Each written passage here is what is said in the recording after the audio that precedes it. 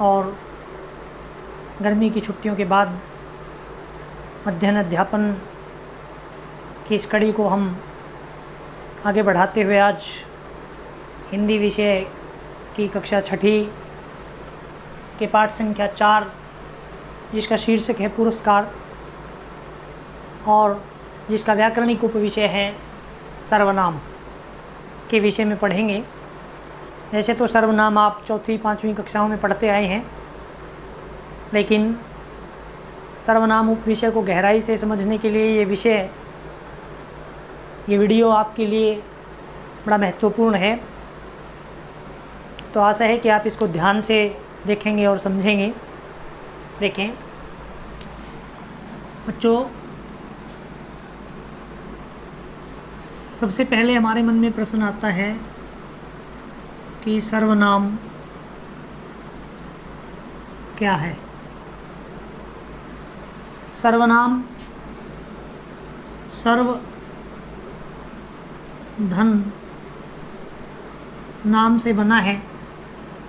सर्व का अर्थ है सभी और नाम का अर्थ है संज्ञा अर्थात नाम। तो सर्वनाम का अर्थ हुआ सभी का नाम, अर्थात जिसका प्रयोग हम सामान्यतः सभी के लिए करते हैं उसे हम सर्वनाम कहते हैं। अब सर्वनाम का प्रयोग संज्ञा के स्थान पर किया जाता है। मूल रूप से हम परिभाषा पढ़ते आए हैं छोटी कक्षाओं में कि वह विकारी शब्द जिसका प्रयोग संज्ञा के स्थान पर किया जाए उसे सर्वनाम कहते हैं। तो बच्चों, सबसे पहले तो हमें ये जानना चाहिए कि इसका प्रयोग संज्ञा के स्थान पर किया क्यों जाता है। ये पुनरुक्ति दोष को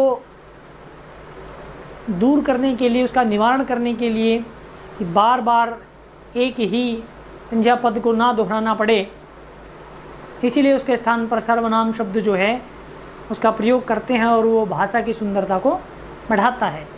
उदाहरण के लिए यदि हम कहें कि राम पढ़ता है, राम खेलता है, राम सोता है, राम जागता है, तो बार बार यदि हम राम शब्द का प्रयोग करेंगे तो उससे पुनरुक्ति दोष आता है भाषा में। तो उस दोष को दूर करने के लिए और भाषा को और अधिक सुंदर बनाने के लिए सर्वनाम शब्द का प्रयोग किया जाता है। तो हम राम सोता है, उसके बाद बार बार राम शब्द का प्रयोग नहीं करेंगे। फिर हम लिखेंगे या बोलेंगे कि राम सोता है, वह खेलता है, वह पढ़ता है, वह जागता है आदि। तो वह क्या है? अब उदाहरण के लिए समझिए, देखिए राम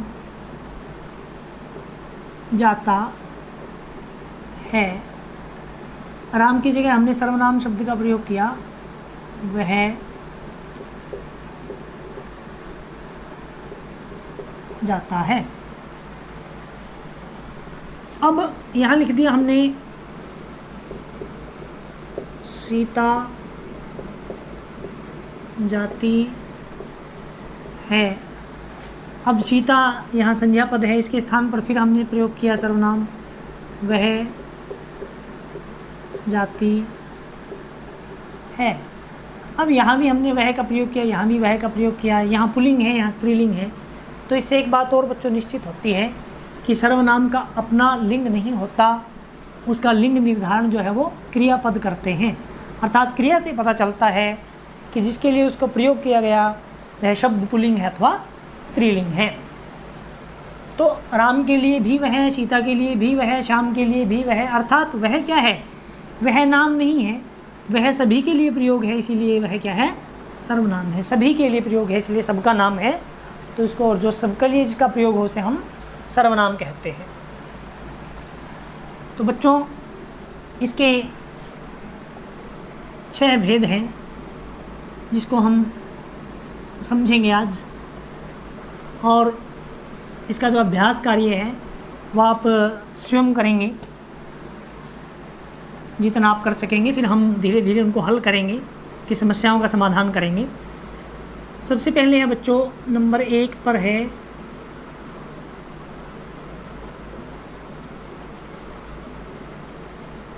पुरुषवाचक सर्वनाम।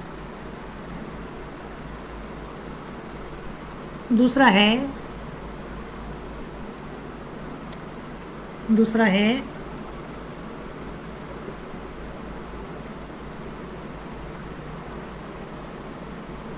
निश्चयवाचक सर्वनाम। तीसरा है, इनको हम क्रम से और पूरी गहराई से समझेंगे। तीसरा है अनिश्चयवाचक। चौथा है बच्चों संबंधवाचक।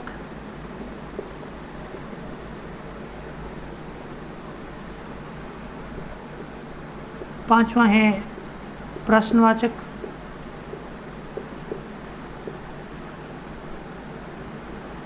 और छठा है निजवाचक। निजवाचक भेद से सर्वनाम जो है 6 प्रकार का है। पुरुषवाचक, निश्चयवाचक, अनिश्चयवाचक, संबंधवाचक, प्रश्नवाचक और निजवाचक। अब सबसे पहले जानेंगे बच्चों हम पुरुषवाचक के बारे में। पुरुष, जिसको अंग्रेजी में हम पर्सन बोलते हैं, तो ये 3 प्रकार का है। एक अन्य पुरुष, दूसरा मध्यम पुरुष और तीसरा उत्तम पुरुष।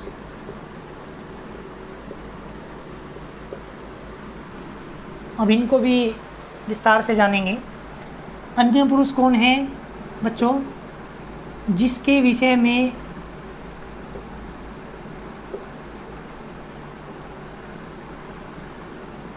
इसको और दूसरे ढंग से जाने।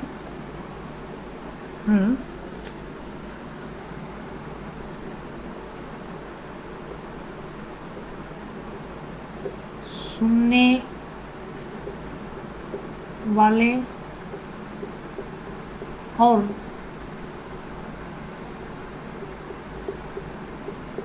बोलने वाले के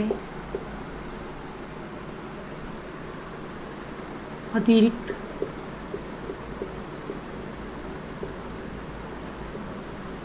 जिसके विषय में बात की जाए।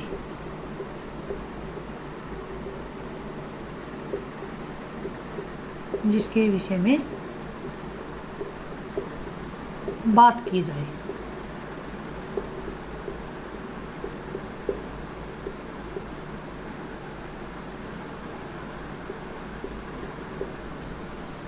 कैसे?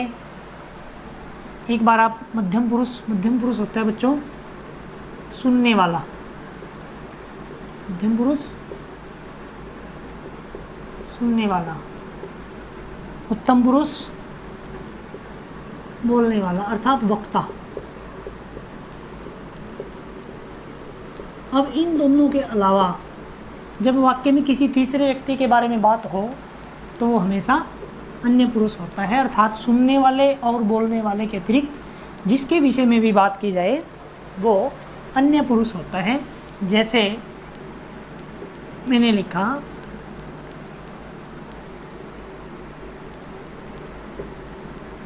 उन्होंने कहा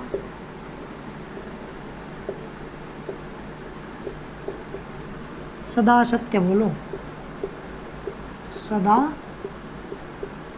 सत्य बोलो।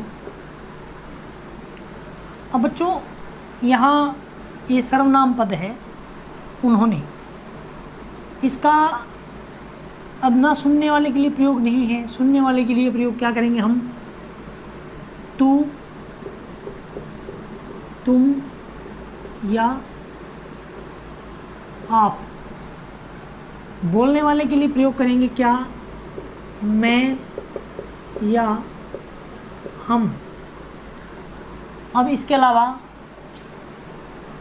वह, वे, अब वह से ही आगे रूप बनेंगे। उन्होंने, उनको, उनके लिए, उनसे, उनसे अलग, उन पर। तो ये सारे क्या हैं? अन्य पुरुषवाचक सर्वनाम हैं। अब ये कौन है, देखो ये मध्यम पुरुष नहीं है, ये उत्तम पुरुष नहीं है, तो ये अन्य पुरुष है। अन्य पुरुष कौन है? जब बोलने वाले और सुनने वाले के अतिरिक्त किसी तीसरी व्यक्ति के बारे में बात की जाए तो वो अन्य पुरुष कहलाता है। और मध्यम पुरुष में आता है सुनने वाला अर्थात श्रोता, और उत्तम पुरुष में आता है बच्चों बोलने वाला अर्थात वक्ता। अब निश्चयवाचक सर्वनाम में क्या है? जो किसी व्यक्ति, वस्तु या स्थान की निश्चित दूरी को बताए, जैसे यह, ये, वह, वे। नज़दीक के लिए यह, ये, और दूर के लिए वह, वे। जैसे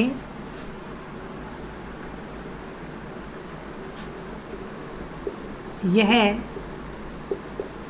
मेरा घर है। यह क्या है?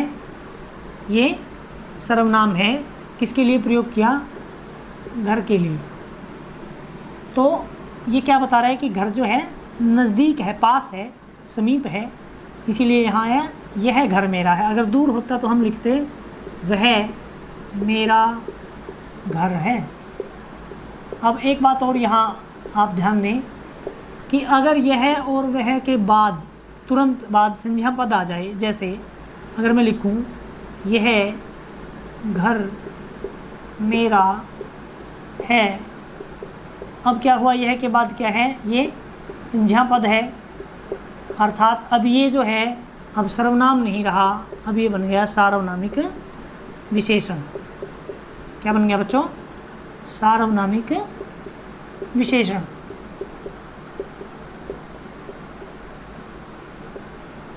ये आपने ध्यान रखना है कि जब यह और वह के बाद ये, अर्थात सर्वनाम के बाद अगर संज्ञा पद आ जाए तो वो सार्वनामिक विशेषण बन जाता है। और जब यह और वह का या ये का और वे का जब दूरी बताने के लिए प्रयोग हो तब ये निश्चयवाचक सर्वनाम का कार्य करता है।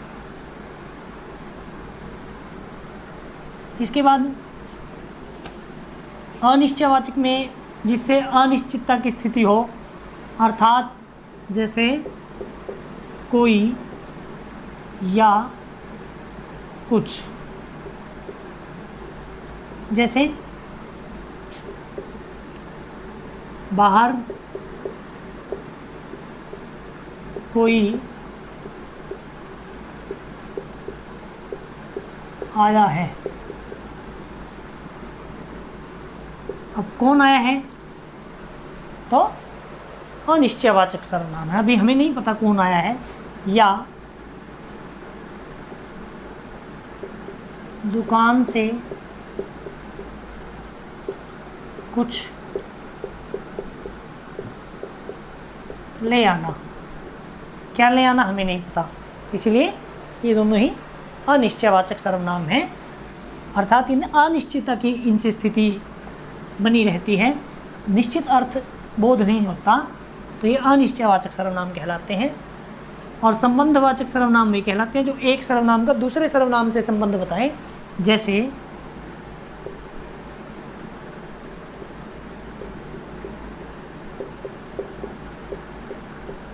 जो बोएगा वो पाएगा। तो यहाँ किस किस का संबंध बताया गया है? जो का और वो का। तो ये क्या है? ये संबंधवाचक सर्वनाम है। ऐसे ही बच्चों प्रश्नवाचक, जिन सर्वनामों का प्रश्न पूछने के लिए जिसका प्रयोग किया जाए, जैसे कौन,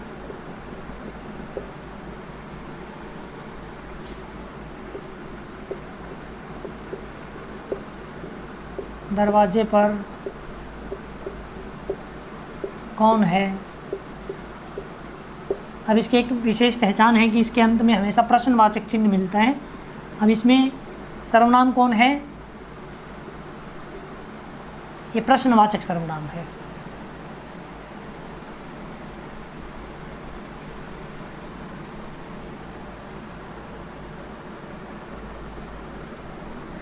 निजवाचक में बच्चों निजवाचक का अर्थ होता है खुद, स्वयं। निज जो है संस्कृत का शब्द है, स्वयं, खुद, स्वतः, अपने आप। अर्थात जब वक्ता अपने लिए जब इन शब्दों का प्रयोग करे खुद के लिए, तो ये निजवाचक सर्वनाम कहलाते हैं। कैसे? जैसे मैंने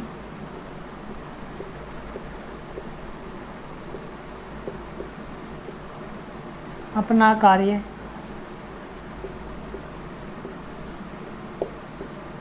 स्वयं कर लिया।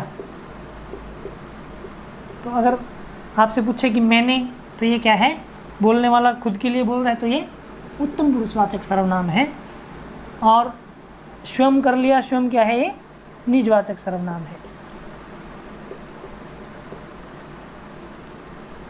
अब आपने यह एक बात विशेष रूप से ध्यान रखनी है कि आप जो है वो मध्यम पुरुषवाचक सर्वनाम है, मध्यम पुरुषवाचक। जैसे आप